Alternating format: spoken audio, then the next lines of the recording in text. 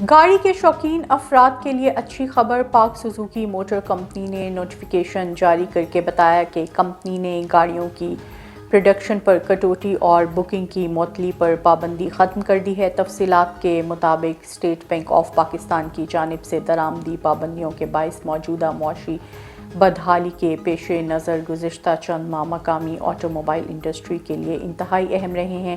درآمدی پابندی کے باعث کارساز کمپنیوں کو اہم ہدایات جاری کی گئی تھیں کہ وہ بیک ٹو بیک پروڈکشن میں کٹوتیوں اور بکنگ کی معطلی کا اعلان کریں، جس کے نتیجے میں فروخت کم ہوئی اور منافع کے چارٹ میں کمی ہوئی۔